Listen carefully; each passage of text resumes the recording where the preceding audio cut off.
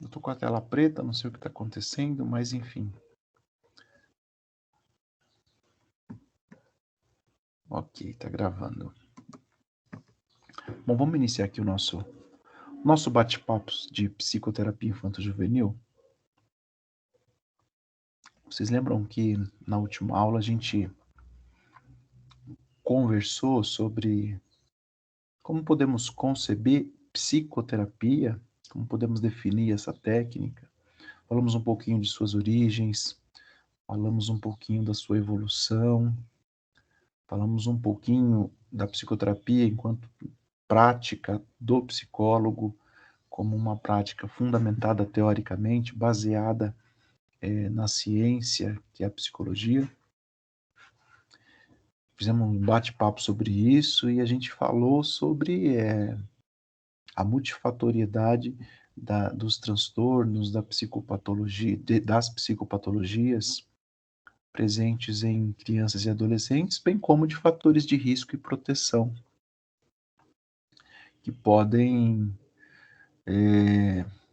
influenciar prognósticos para o desenvolvimento desse indivíduo. Eu postei esse material, postei lá o artigo da Gawi, que referenciou a nossa conversa, tá lá no AVA. Postei os slides, né, em PDF lá para que você possa também consultar se quiser, está disponível lá. E para esse encontro de hoje eu também postei o material que eu vou compartilhar com vocês, e 2 artigos, um pré e um pós-aula, tá bom? Se você quiser, e aí fica a minha sugestão, puxa, faça seu arquivozinho aí, a sua bibliotecazinha virtual na sua nuvem, com as disciplinas, tá? Psicoterapia infanto-juvenil, e vai salvando esse material lá, porque ele vai te ser muito útil, né? Ainda aqui na faculdade, nesse período de formação, como também, muito provavelmente, posterior à formação, lá na sua prática profissional. Tem muito conteúdo, muita questão que a gente aborda aqui e que, claro, né, cai no esquecimento se nós não resgatarmos aí em algum momento. Lá na nossa prática profissional, se você tem esse conteúdo arquivado, organizado aí numa biblioteca sua, pessoal, você tem uma fonte de pesquisa ali sempre que você precisar. Uma sugestão, tá bom? Tá ótimo, professor. Eu verifiquei, eu vi lá, eu baixei tudo, né? Eu sempre tenho esse hábito de criar o arquivo de todas as aulas, né? E tudo que vai sendo compartilhado, que vai sendo estudado, tá lá. Já baixei tudo para ler tudo direitinho. Eu acho bem importante, viu, Eduardo, a gente ter mas essa bibliotecazinha, sabe, esses arquivos nossos aí para pesquisa futura. Eu e o Sônia a gente é meio metódico nisso. Eu tenho, e o Sônia também, nós quando a gente estava online, no nosso bate-papo, depois da pandemia, de alguns arquivos que a gente acessava, eu tenho desde o primeiro semestre, todas as aulas e tudo que foi compartilhado, todos os textos, tudo direitinho. Bom, cara, bom, excelente. A, a formação ela vai esses conteúdos durante a formação vão se sobrepondo, né, cara? Você vê, você estava lá no estágio clínico, em supervisão com o professor Wesley, resgatando conceitos da terapia cognitivo-comportamental que vocês já trabalharam, né? Já estudaram, já. Pois é. E desse conteúdo aqui da disciplina de psicoterapia infanto-juvenil, cara, tem muita coisa aqui que você vai usar. Muito provavelmente, inclusive, nesse momento lá na clínica. Tá bom? Então fique aí atento a isso, tá? Bom, Tranquilo. inclusive, nossa aula de hoje, assim, ela é muito importante nesse sentido também, né? Deixa eu compartilhar aqui a minha tela. Alguém quer comentar alguma coisa? Ficou alguma dúvida, alguma questão do que conversamos na aula passada? Da minha parte, não, professor, tudo tranquilo. Boa, Também, tranquilo, professor, podemos seguir. legal. Eu estou compartilhando a minha tela aí. Deixa eu só... Acho que você já deve estar vendo minha tela, né? Tela do computador. Sim, professor. Legal, obrigado. Eu não sei o que está acontecendo aqui, deixa eu ver. Não, contatos prioritários. O que é isso aqui? Só um minutinho.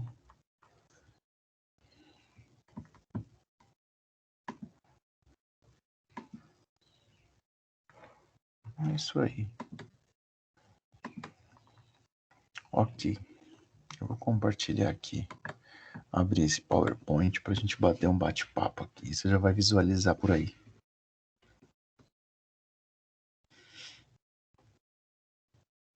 E vamos fazendo um bate-papo, tá, Eduardo? Sônia, vamos fazendo uma troca aqui, um diálogo, tá? Para que não fique só um momento de exposição.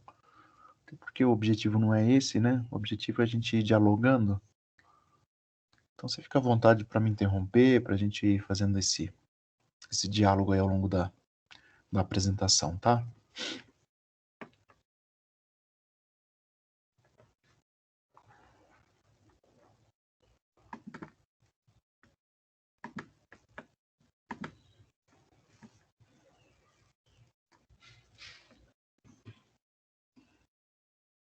Vamos psicoterapia infanto-juvenil, a nossa disciplina. Estão visualizando aí a tela? Sim, professor. Ótimo. Obrigado, Sônia. Sim, estamos. Estou vendo também. Gente, vamos conversar sobre entrevista inicial. A entrevista inicial, pensando na psicoterapia de uma criança ou de um adolescente, tá bom? E aí você pode até já pensar nessa questão da entrevista inicial, imaginando a sua prática clínica, tá? Suponhamos que você receba a atribuição de uma criança para conduzir o atendimento, seja esse atendimento psicoterápico, ou seja esse atendimento de psicodiagnóstico. Poxa, como que se dá a entrevista inicial? Em que consiste a entrevista inicial? Quais são os cuidados que precisam ser observados na entrevista inicial? Como que eu penso essa entrevista inicial para favorecer um bom andamento do meu trabalho com essa criança e com esse adolescente? É sobre isso que eu gostaria de conversar um pouquinho com vocês hoje. E a gente vai pensar desde já a entrevista inicial como sendo uma entrevista semi-dirigida. E o que é, né, uma entrevista semi-dirigida? A gente vai entender uma entrevista semi-dirigida como aquela em que o paciente tem liberdade para expor os seus problemas por onde preferir, incluindo o que desejar. Ou seja, nesta entrevista inicial com os pais, no processo de psicoterapia ou de psicodiagnóstico de uma criança ou de um adolescente, eu vou utilizar a entrevista semi-dirigida, entendendo que, sim, eu preciso coletar dados, informações a respeito desta criança, a respeito deste adolescente, eu preciso buscar uma compreensão do caso, eu preciso entender o ponto de vista, a percepção dos pais, mas em meio a essa coleta de dados, eu também dou liberdade, eu permito para que o meu paciente expresse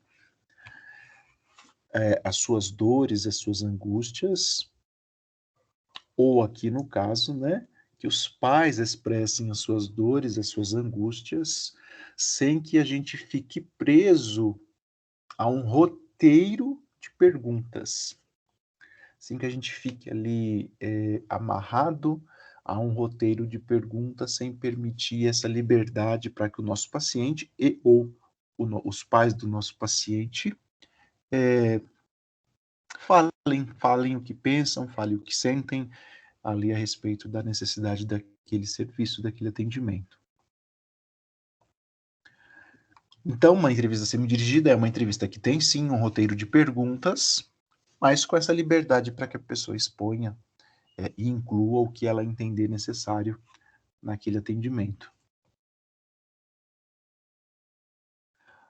O entrevistador, ele intervém, né? Ele interrompe, ele orienta essa entrevista em alguns momentos. Veja, eu disse que a entrevista tem um roteiro de questões, né, que precisam ser levantadas. Eu disse que na entrevista semi-dirigida, o nosso paciente ou os seus pais, no caso da entrevista inicial com os pais, tem liberdade para expressar suas angústias, as suas dores, e vez ou outra, de quando em vez, o entrevistador, o psicólogo, ele intervém. Isso pode acontecer quando ele assinala vetores, direcionamentos, quando esse paciente ou os pais do nosso paciente não sabem por onde começar ou como continuar. Sabe, a pessoa senta diante de você para uma entrevista inicial e ela não sabe por onde começar ali os seus relatos. Ou você começou ali perguntando o seu nome, a sua idade, o porquê a trouxe ali para o atendimento psicológico e ela começa a falar algo e de repente ela sai daquele tópico e começa a trazer uma outra questão e de repente se perde ali no seu relato. E aí você intervém, né, para você sinalizar esses vetores de direcionamento para que ela possa começar ou continuar o seu relato. Um outro momento em que você vai intervir é quando há um bloqueio, uma paralisação, por conta do intenso sofrimento psíquico, por conta de um choro intenso, por conta de um silêncio ali profundo decorrente da angústia, decorrente do sofrimento que essa pessoa está vivendo. Então, essa intervenção, ela é acolhedora, ela é sensível, ela é orientativa e ela proporciona condições para que essa entrevista semi-dirigida, que é a entrevista inicial, possa se dar da melhor maneira possível. Um outro ponto em que o entrevistador, o psicólogo, pode ou deverá intervir na entrevista semi-dirigida é quando os relatos do meu paciente ou de seus pais, no caso da psicoterapia infanto-juvenil, apresentam lacunas, contradições, ambiguidades, está um pouco confuso, é um discurso desconexo, a pessoa, o pai lá do seu paciente, a mãe fala algo, o pai fala outro, há uma ambiguidade, você não consegue compreender exatamente ali, ou pelo menos ter uma clareza dos motivos que trouxeram aquela criança lá para o seu consultório, ou vieram a buscar os seus serviços para a psicoterapia daquela criança, mas de repente durante os relatos estão falando do irmão mais velho, que é adolescente, que não é o nosso paciente é a criança. E aí fica um pouco obscuro, sabe? Algumas contradições. E aí o entrevistador, ele intervém, ele faz questões, sinalizações, ele faz paráfrases, ele proporciona condições para que os nossos entrevistados reflitam sobre aquilo que estão falando e até mesmo ouçam aquilo que estão falando. Sabe quando você faz uma repetição, a pessoa disse e você repete exatamente o que a pessoa disse para que ela possa ouvir o que ela disse. Isso são intervenções que estão dentro da entrevista semi-dirigida e que vão nos ajudar muito na entrevista inicial com os pais, no processo de psicoterapia infantil. Veja que o que a gente está conversando aqui, Sônia e Eduardo, puxa, se aplica muito bem, né, para as nossas entrevistas de triagem, inclusive aí na clínica, né? São pontos assim importantes de serem estudados, de serem lidos, relidos aqui para você ter uma fundamentação bacana e estar bem preparado para essa entrevista.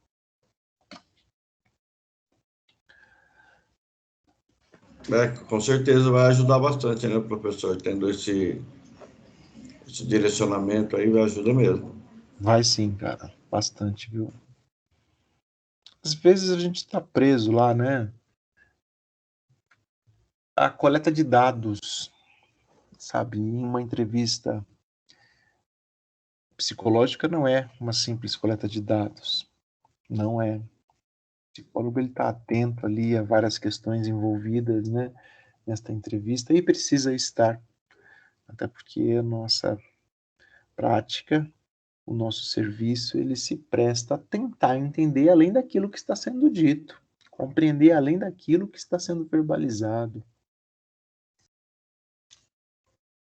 Bom, quais são os objetivos da entrevista inicial com os pais?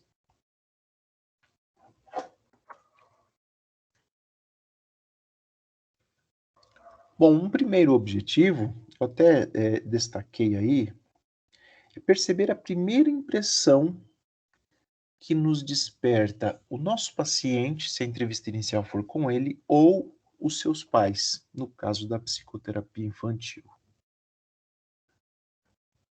A primeira impressão no sentido não do nosso ponto de vista, está bem? A primeira impressão não no sentido daquilo que eu acho, pessoalmente falando, mas a minha primeira impressão profissional, a minha primeira impressão clínica, a minha primeira impressão psicológica.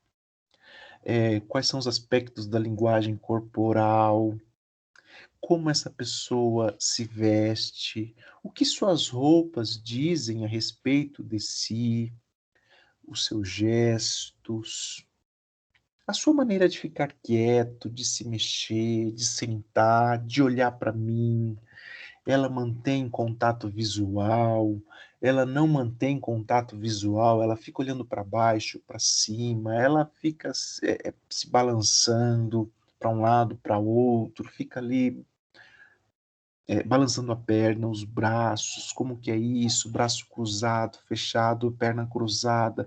Tudo isso compõe a minha primeira impressão profissional, psicológica a respeito desse paciente, desse pai e a respeito da linguagem verbal que está sendo pronunciada ali diante de mim. Então esse é um primeiro objetivo da entrevista inicial, ter o início dessa compreensão. Eu também preciso ter dentro dessa compreensão como objetivos da entrevista inicial, o que o meu paciente, ou no caso os pais do meu paciente, verbalizam. Como ele verbaliza, o seu tom de voz, o ritmo, a força que ele impõe ali naquela fala,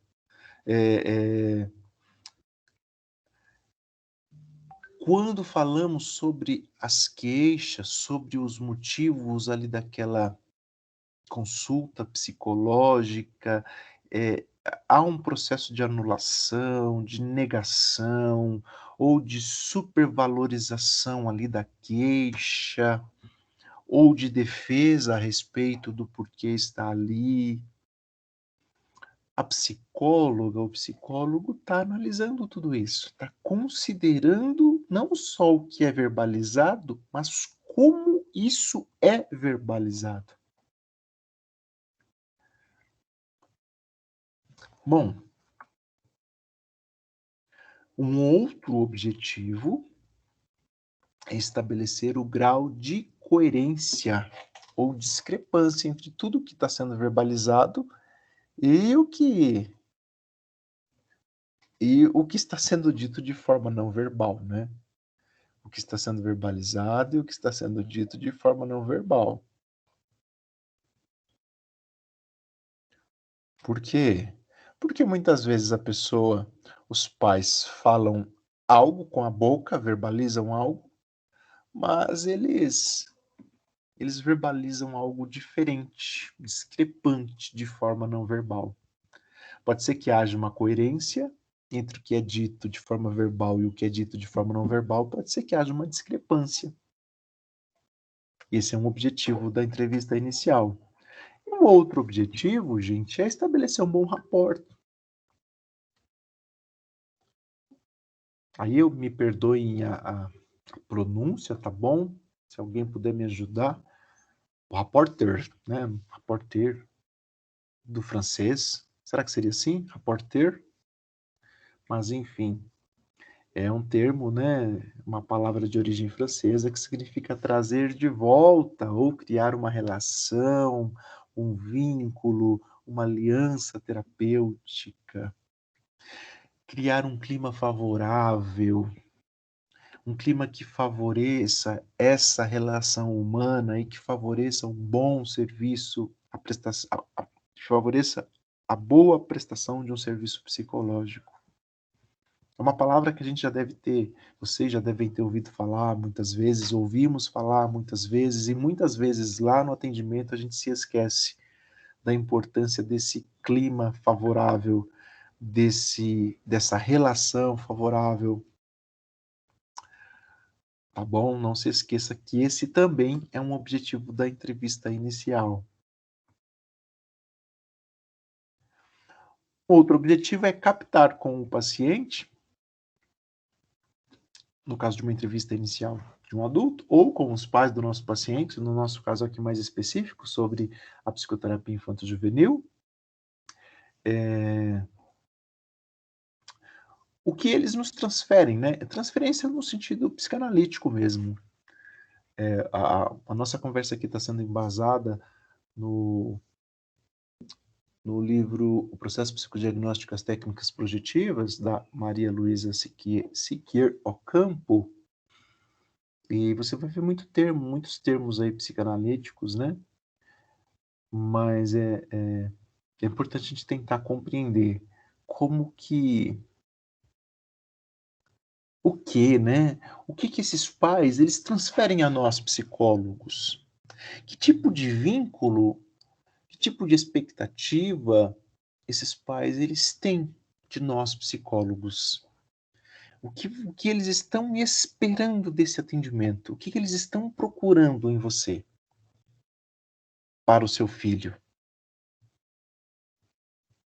Você vai perceber isso aqui daqui a pouquinho, vai talvez ficar muito mais claro. Isso aqui é super importante. O que esses pais esperam desse psicólogo nessa psicoterapia do seu filho? Esse é um dos objetivos outro objetivo da entrevista inicial, né? E um outro objetivo também é detectar o vínculo que une o casal, o vínculo entre eles e o filho, o vínculo de cada um com o filho e o vínculo do casal com o psicólogo. Bastante coisa, né, cara? Percebem? Bastante coisa no sentido assim que eu digo. Se você não lê isso aqui, se você não treinar, amanhã ou depois, lá na clínica, você recebe a atribuição de um paciente criança. Aí você vai fazer a entrevista inicial com os pais. Cara, se você não ler, não reler, não treinar isso aqui, não fazer anotações lá com apontamentos do que você precisa pensar nessa entrevista inicial, provavelmente você vai se esquecer de tudo isso. Além da fundamentação, requer um treino, né? Então é importante que você esteja atento ao vínculo que existe entre esse homem e essa mulher, este casal, né? Que seja duas mulheres ou dois homens, enfim. Qual o vínculo que há entre esse casal?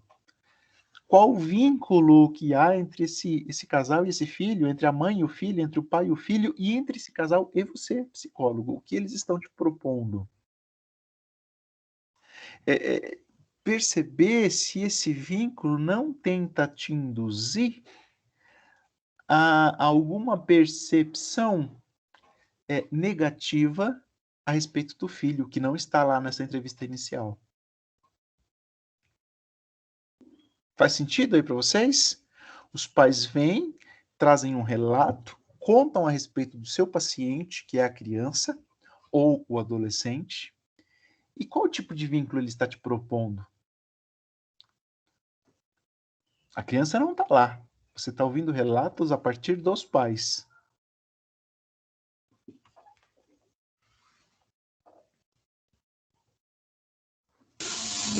Tem que tomar bastante cuidado, né, professor? Porque dependendo como for os pais, o vínculo que tem com o garoto, né, com o jovem, já vem querendo meio que influenciar a nossa percepção que vai ter com o cara, com o garoto que a gente nem conheceu ainda, né? Tem que estar bem preparado para isso.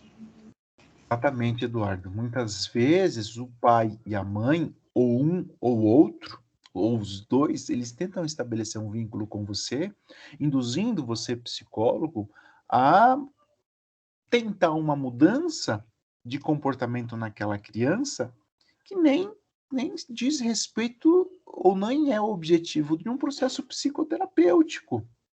Por exemplo, sei lá, um exemplo que eu lembro agora, de repente o pai e a mãe observam naquele adolescente o que ele acha que é traços de homossexualidade, por exemplo, e ele vem até você, psicólogo, acreditando e tentando estabelecer um vínculo com você de parceria, sabe?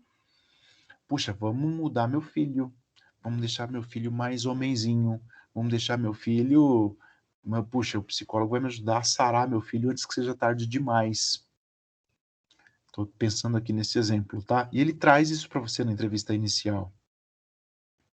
E se você não toma cuidado, você é induzido, seduzido por esse discurso, se você não tiver um bom preparo teórico-científico. E aí, quando você tiver o seu primeiro encontro com um paciente, com a criança ou com um adolescente, cara, esse seu primeiro encontro pode ser já poluído por uma percepção distorcida a respeito desse adolescente.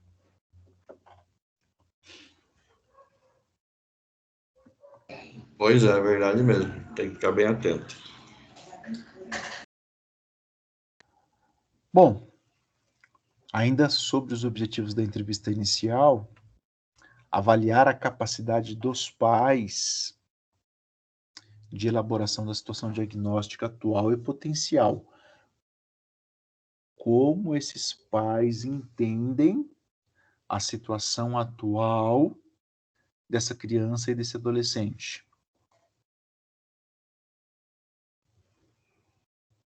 Como que esses pais entendem? Para alguns pais, pode ser fonte de muita angústia, de muito sofrimento psíquico, e imaginar que o filho tem uma dificuldade de aprendizagem, que o filho pode ser que possua uma psicopatologia, que o filho tem algum tipo de transtorno. Isso pode ser fonte de muito sofrimento.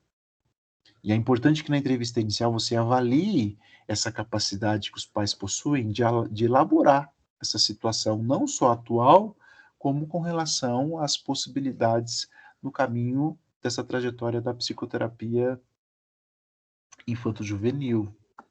Importante observar se ambos vão contribuir, vão auxiliar na promoção, vão colaborar com relação ao auxílio para o desenvolvimento do filho, da criança, do adolescente. Se eles vão aceitar ou não essa caminhada psicoterapêutica junto com o filho. Tá bom? Isso aqui como objetivos da entrevista inicial, hein? Com os pais.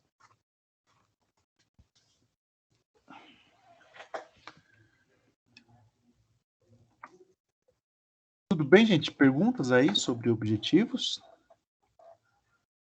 Sônia, Eduardo, se eu estiver falando rápido, vocês podem me interromper, tá bom? Por gentileza. Não, professor, para professor, mim também. Estava aqui, Tá bem, estava aqui bem pensando tranquilo. assim da questão da entrevista, como a gente às vezes ouve falar assim, entrevista, né? E a gente não tem às vezes consciência da importância que tem e do significado que já carrega, né? Porque nesse primeiro encontro a gente assim já pode ter uma série de informações que vão muito além da simples palavra assim, na entrevista, né? Ou seja, talvez ali seja um momento importantíssimo por isso que você vem descrevendo, né? Primeiro encontro, primeira oportunidade de criar uma conexão, mas também de perceber alguns indícios, né, algumas questões importantes que ainda não entraram num processo mais profundo, mas que já meio que deixam implícito ali algumas questões importantes que depois vão ser confirmadas ou talvez estudadas com mais profundidade, mas já é importante. E a gente, assim, a gente olha, né, ou escuta, né, a palavra e pensa, às vezes, acho que a gente termina menosprezando ela e realmente ela tem um valor importantíssimo, né? Por isso que você está falando. É. Às vezes, Sony, eu percebo isso muito lá na clínica, mas, claro, faz parte do nosso processo de desenvolvimento, de todos nós, não digo só do estagiário, eu digo de todos nós. A gente vai para uma entrevista ou de triagem ou uma entrevista inicial ainda muito preocupado com a coleta de informações ali frias, sabe, de dados. E tem tanto objetivo para ser observado, tantas questões para serem abordadas e compreendidas nesse primeiro encontro, né? Bom, Professor, posso só fazer claro, fica à vontade, Eduardo, fica à vontade, é um diálogo. Eu, que nem lá na comunidade, lá onde eu trabalho, lá, tem a parte que a gente faz, né, geralmente quem nos procura são os pais ou algum parente, né, da pessoa que faz uso de alguma substância, tal, e tem lá uma ficha que faz bastante tempo isso, mas como muda a nossa... É uma triagenzinha que a gente faz inicial, uma triagem, né, que a gente faz com algumas informações, né, que a família nos traz. Mesmo algumas o dependente está junto, outras não. E como agora estudando, como melhorou muito para mim, até no desempenho do meu trabalho lá na comunidade, justamente por dar importância desde o início, né, das explicações, das orientações que eu preciso passar e receber também da família, e que vai se refletir agora lá na clínica, né, nos atendimentos, esse primeiro passo aí, embora alguns possam pensar, só se você sair entrevista inicial, mas quem vai fazer o atendimento não vai ser eu, vou encaminhar para uma outra pessoa que está, de repente, num outro estágio já, né, de evolução lá da sua formação, mas desde o começo é de suma importância, né, professor, diante de todos esses sinais que a gente precisa ficar atento. Então, puxa, que você ajuda muito nessa fala, viu, Eduardo, também, cara. Olha só, mesmo que não seja a gente, que vá conduzir o processo, quando você tem uma compreensão mais aprofundada e mais clara, você favorece um encaminhamento mais adequado. Né? Você tem condições de passar informações para a pessoa que vai prosseguir com o atendimento de forma mais adequada. Porque se questões importantes não foram observadas aqui, você vai fazer um encaminhamento, talvez assim, deficiente. As suas informações serão deficientes e aquele processo psicoterapêutico posterior ele vai ser atrasado, ele vai ser dificultado, né? Se há uma clareza aqui nesse início, cara, o caminho ele é facilitado, né? Seja você que vai prosseguir ou não com o atendimento. Sem dúvida, né, professor? Aumenta o repertório de possibilidades de orientação seguinte, né? Exatamente. Muito bom.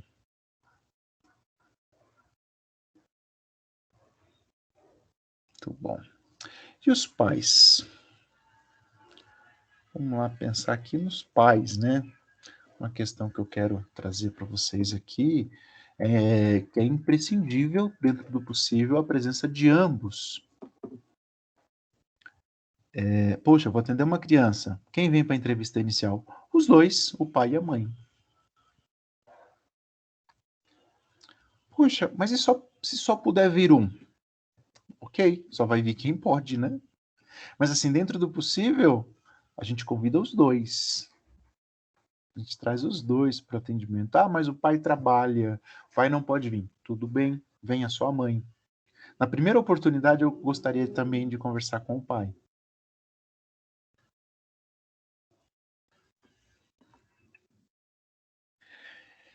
Veja que a presença de ambos, né, evita o perigo de a gente aceitar. Tá? Aqui eu estou falando da percepção do psicólogo, né? Que aquele que não está seja tido como bode expiatório. O que que isso quer dizer? Vem só a mãe. Ah, meu filho é assim porque porque o pai dele não dá atenção. Ou vem só o pai. Ah, meu filho está assim ou é assim porque a mãe dele deixa ele fazer o que ele quer.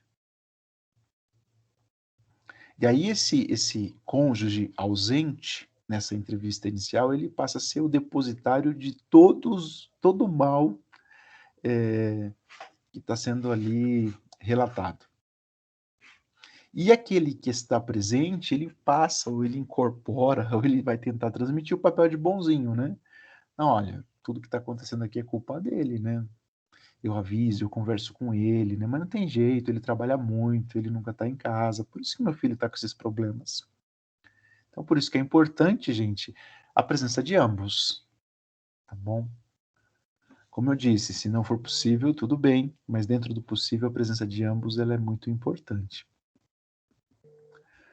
No caso de pais separados, como que a gente faz? E aqui vale uma lembrança, né? Se o casal é separado, cuidado, psicólogo, com tentativas de tentar unir esse casal. Muitas vezes, no imaginário, na percepção do psicólogo, as causas para aquelas problemáticas que a criança enfrenta, para aquelas questões que a criança está passando, são decorrentes da separação do casal. E talvez até seja em algum ponto. E o psicólogo, com esta percepção, ele pode tentar, mesmo que seja de forma inconsciente, ou às vezes até de uma forma mais explícita, unir esse casal. Chegar muitas vezes a sugerir, né, que aquela criança está assim por conta da separação e como seria bom se esse casal tivesse unido, no sentido de recasado, né? Bom, se o casal separado desejam vir separadamente, opa, ok, tudo bem, a gente vai ouvi-los separadamente. Se eles puderem vir juntos, mesmo sendo um casal separado, opa, melhor ainda. Pode ser que venha o casal separado e cada um com seu respectivo novo companheiro. Tudo bem também. Vejam que são situações que o psicólogo ele vai estar ali recebendo e muito atento às suas percepções, aos vínculos que estão sendo estabelecidos e a todos aqueles objetivos da entrevista inicial que nós comentamos.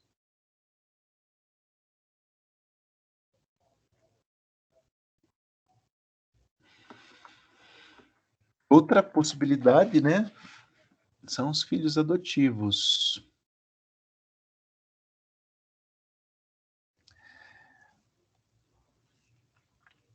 E tem tanta questão envolvida, gente, eu gostaria que vocês estivessem pensando aqui junto comigo, tá bom?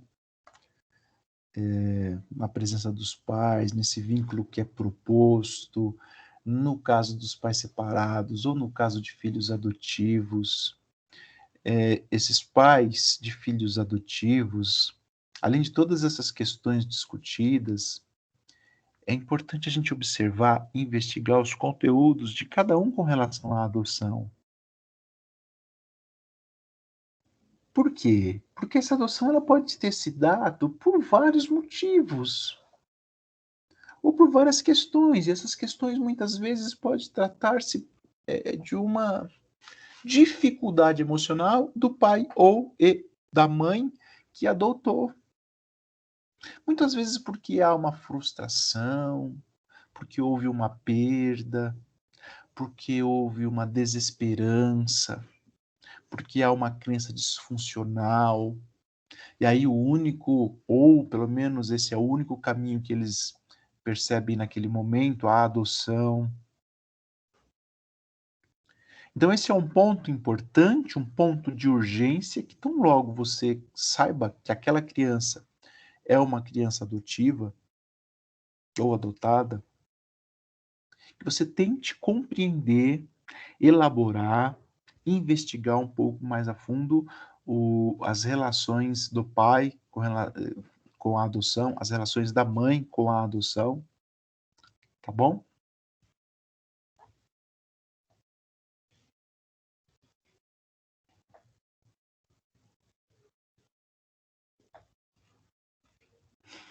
Bom, seguimos aí com os objetivos da entrevista inicial. Motivo da consulta, do atendimento, ele pode ser manifesto ou latente, né? Olha só, que importante isso. Em algumas famílias,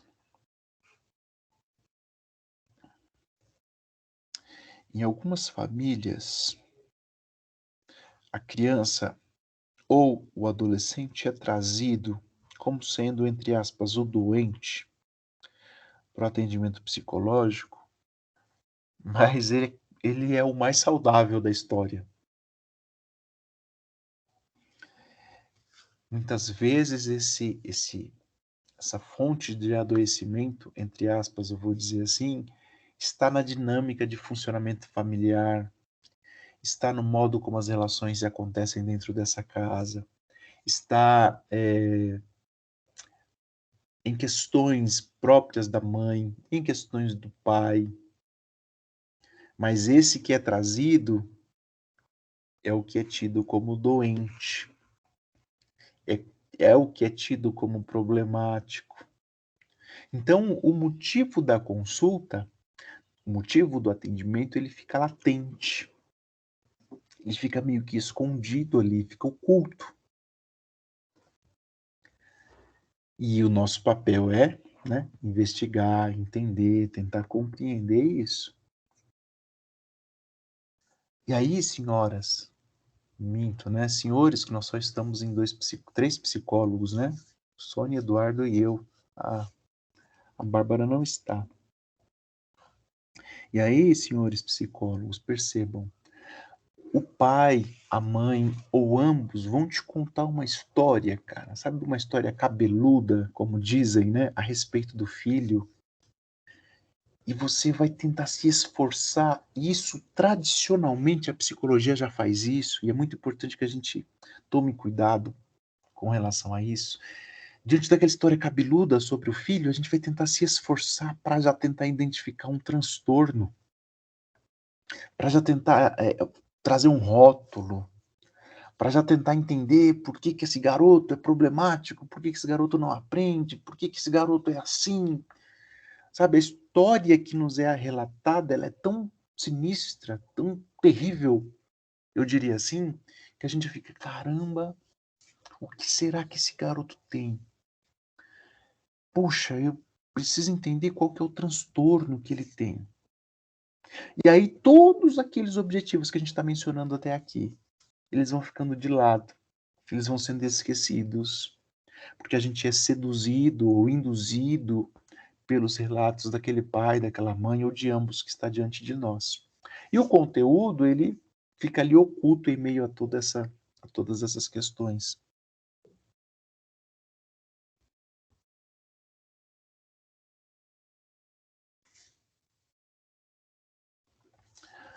É comum, e isso é muito comum, gente, que apesar de os pais virem à procura do serviço do psicólogo, eles tenham assim um pouco de dificuldade ou tentem ou não esclareçam o motivo manifesto ou real motivo da consulta e o motivo não fique manifesto. Eles não esclareçam o real motivo e esse motivo não fique manifesto. Esse motivo fique latente.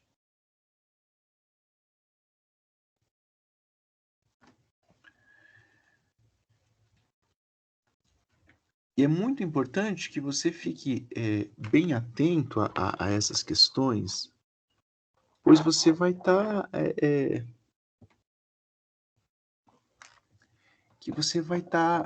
nesse processo lá na entrevista inicial, buscando compreensão de tudo isso, fazendo essas investigações, vai tentar compreender essas motivações, esses relatos, esses vínculos, o que está acontecendo. Pode ser que eles te comuniquem o real motivo, pode ser que eles manifestem esse motivo, mas não aquele que mais os preocupa. Um exemplo, pode ser que eles venham e te relatem que o motivo da consulta, e realmente este é o motivo da consulta, é a dificuldade de aprendizagem. Mas o que mais preocupa esse pai não é a dificuldade de aprendizagem. Pensando naquele primeiro exemplo, né? É os comportamentos que ele acha que é comportamentos ou traços ou um perfil de homossexualidade na criança. E ele não manifesta isso fica oculto, isso fica latente. E isso, de forma latente, pode implicar em dificuldades para a aliança terapêutica com esses pais, para a contribuição deles para o processo psicoterapêutico da criança.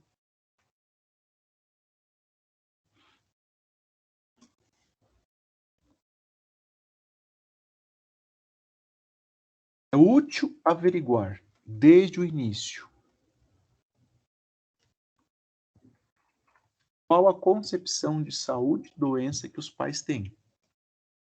O que esses pais entendem por doença, o que esses pais entendem por saúde, como que esses pais compreendem esse processo, o que é uma criança, um adolescente com saúde para esses pais, o que é uma criança ou um adolescente, entre aspas, doente para esses pais. É importante a gente averiguar desde o início. É importante nós averiguarmos se esses pais não necessitam de assistência psicológica. Poxa, peraí, será que esses pais também não precisam, paralelamente à psicoterapia da criança, também serem acompanhados em um processo de psicoterapia? É importante a gente observar os aspectos que são relatados a respeito dos filhos, se negativos, se positivos, se ambos. O que eles estão me contando a respeito desse filho?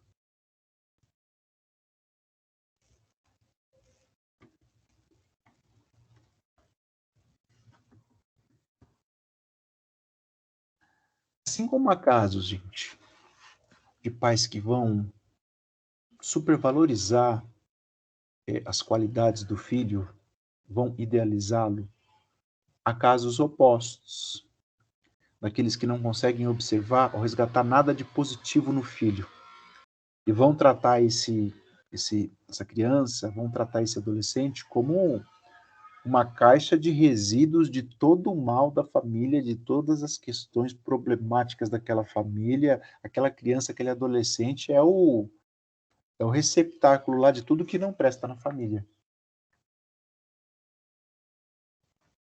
Assim como tem pais que idealizam, e essa idealização passa até por ocultar ali os pontos que precisam ser trabalhados no processo psicoterapêutico, há aqueles pais que não conseguem resgatar nada de positivo no filho.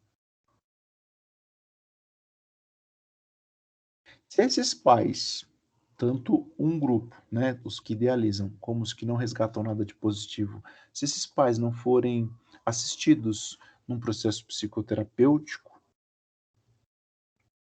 provavelmente eles resistirão sempre a admitir a melhora e os progressos do filho. E aí, o Eduardo, o Sony, esse é uma questão muito importante na psicoterapia infanto-juvenil. Essa é uma questão muito importante na psicoterapia infanto-juvenil. Por quê?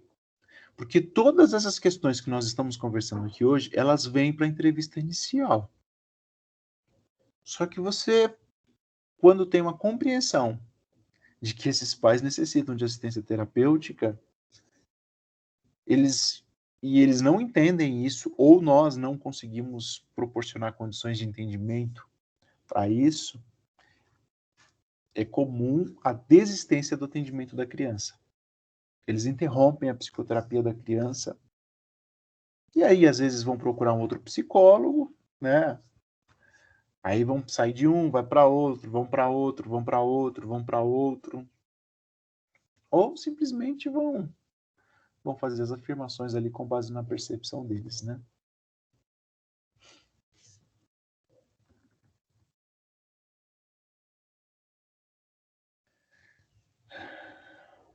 Tudo bem, gente, até aqui? Estão por aí? Querem fazer algum comentário, alguma pergunta? Tudo bem para mim, professor. Só fico Tudo bem, pensando professor. quanto detalhe, né, que a gente precisa ficar atento. Os sentidos têm que estar bem apurados e é importante que o psicólogo se cuide realmente na questão mental, na questão física também, né? Ter uma boa noite de descanso, para estar bem atento a esses detalhes aí, naquilo que de repente, o que não querem dizer, mas aquilo que o corpo mostra, né, professor, com os comportamentos, né? Boa, boa, Eduardo. Exatamente, cara. Você vê como nós necessitamos de preparo, né? Como nós necessitamos de fundamentação teórica e científica, né? Uma outra dificuldade, né? Que também é comum, que também é presente na psicoterapia infanto-juvenil, é o pai ou e a mãe, já na primeira entrevista, fazer associações, relações de semelhança entre a patologia ou a possível patologia ou a situação problemática do filho com as suas próprias falas do tipo: eu era igualzinho quando era pequeno, mas agora eu tô bem. Poxa, eu também já tive muitas dificuldades lá quando era criança. Nossa, na escola, ixi, eu sofria tanto bullying. Agora ali, ó, tô aqui. E começa a fazer essas relações, sabe? Percebam que essas falas, elas dizem muito a respeito do vínculo entre esses pais, a respeito do vínculo entre esses pais e essa criança, e a respeito do vínculo entre esses pais e você, psicólogo. O que ela está querendo dizer? Que ela era igualzinha e agora ela está bem? Né? O que será? Outros pais chegam ao atendimento competindo pela razão e culpa, né, do problema do filho.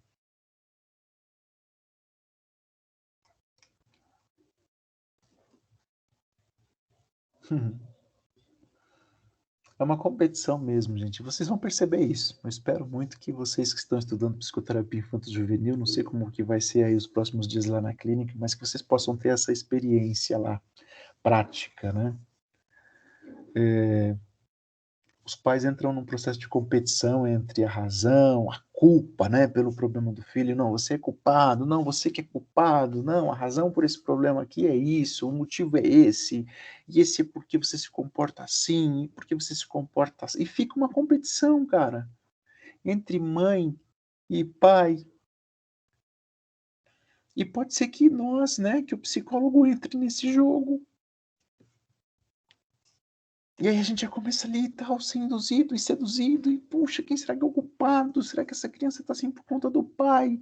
Será que realmente esse pai ele é tão ausente assim? Será que essa mãe é tão permissiva dessa forma? E é importante que a gente demonstre, né, que eles são um casal. E a ênfase, o foco maior de atenção, considerando todos esses pontos que nós conversamos aqui hoje, é o filho a quem se deve dar ênfase em tudo o que se fala. Estamos ali reunidos, nós psicólogos, o pai e a mãe, com um único objetivo: favorecer um processo psicoterapêutico adequado, que possa promover saúde, prevenir doenças e facilitar um desenvolvimento adequado para essa criança e para esse adolescente. Portanto, muita atenção, tá bom? Quanto menos experiência nós tivermos, menos experiência, aqui eu não digo de anos de trabalho, tudo bem? Eu estou falando de prática, de envolvimento com discussões, aí na clínica, com os colegas, com os professores, de busca aí de articulação teórico-prática, isso vai compondo a nossa experiência, mais ou menos assim, tem psicólogo com 20 anos de formação que tem menos experiência do que psicólogos que têm 1 ano. É mais ou menos isso que eu quero dizer, tá bom? No sentido de formação, de envolvimento, de participação, de articulação. Então, quanto menos experiência tiver, quanto menos elaborados estiverem os nossos conflitos pessoais, como o Eduardo falou, mais exposto nós estaremos aos mecanismos de contraidentificação projetiva, em termo da psicanálise. Mas o que isso significa? Que nós estaremos vulneráveis a não perceber, a não identificar, a não compreender todo esse processo, toda essa dinâmica psíquica que está ali envolvida nessa relação, nesses vínculos que estão sendo sugeridos e estabelecidos nesta entrevista inicial. Então, sim, senhores, é muito importante, né?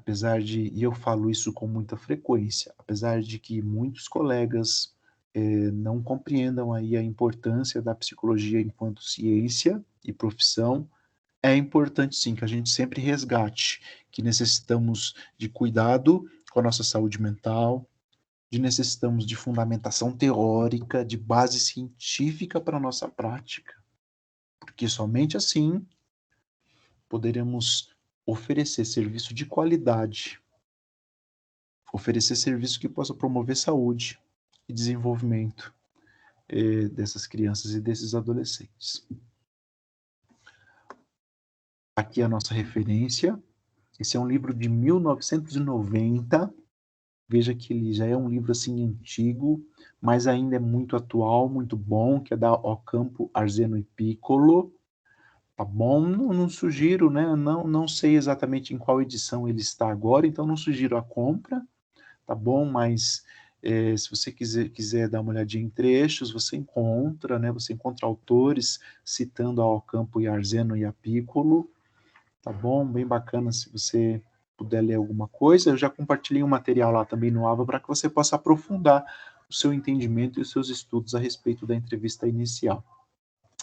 Tá bom? Alguém quer fazer alguma pergunta? Tem algum comentário?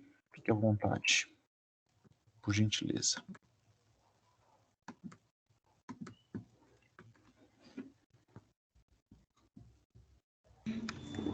Professor, e como é importante, né, a gente está sempre lendo, buscando, né, e ter também um direcionamento correto, pelo menos é o que eu penso, assim, né, não sei se é correto ou se não é, que tem, com esse trabalho que eu faço, eu já tive contato com vários psicólogos de várias atuações, assim, eu nem tinha consciência antes de entrar na faculdade, né, que tinha linha de abordagem, essas técnicas que a gente aprende e tal, mas eu já vi psicólogos que querem tratar de tudo e de todos, sabe? Meio que, tipo, quer tratar de criança, quer tratar de idoso, quer tratar de patologias mais sérias e coisas mais simples, sabe assim? Sei. Eu fico pensando hoje, assim, ter um pouco mais de conhecimento, então dá mais propriedade para a gente fazer uma análise, assim. Eu acho que não vai conseguir, pessoa que não tem um foco, acho que fica difícil para ele conseguir abranger tanta gente assim com a eficácia que se faz necessário na saúde mental das pessoas que vêm nos procurar, né? Tem que tomar muito cuidado com isso também, né, professor? São muitos pontos para estudar, né, o Eduardo? Se você busca, tem um nicho, né? Puxa, eu vou atender criança e adolescente, por exemplo. Não que você não possa atender adulto, né, idosos, mas se você estabelece um nicho, você tem um foco, você tem condições de ir se especializando, se aprimorando, né, aprofundando os seus estudos, né? Muito provavelmente a sua prática ela vai ser mais qualificada cada vez mais, né? Eu recebi um rapaz, ele já está com a gente, ele já está quase para finalizar o tratamento dele, e quando quem me procurou foi a irmã. Ele é até professor, esse rapaz. É a irmã que me procurou com várias queixas, semelhante a esse exemplo que você deu agora aí, de eles ficam buscando culpados em vez de buscando culpados, que é a mãe, que é o pai, que um é ausente, aquela coisa que a gente já sabe. Aí a irmã relatava que ele sempre foi muito mimado, tal, tal, tal. Aí ela, por telefone, aí eu marquei para ela ir até a comunidade para a gente entender um pouco. E ela levou um psicólogo, professor, junto. E o psicólogo, sem conhecer o cara que está hoje lá comigo, ele de uma certa forma, acho que ele foi induzido. Ele já chegou lá cheio de diagnóstico já formado, sabe? Sem ter o mínimo de contato com a pessoa. Só embasado que dependência química é isso e aquilo, mas cada pessoa, a dependência, ela tem ela age de uma forma, né? A droga, ela faz com que a pessoa se comporte de maneiras diferentes. É, E eu achei bem legal, me fez lembrar agora exatamente disso. Se você não está preparado, você fica vulnerável a ser influenciado, né, na sua percepção. verdade. Só quis fazer Ótimo, essas ótimo. pontas. Muito bom. Gente, então é isso aí, viu? Eu agradeço a atenção, a participação e que a gente possa, né, vocês e eu, claro, estudar mais aí, se aprofundar sempre, tá bom? Tá Perfeito. ótimo, professor. Muito bom mesmo.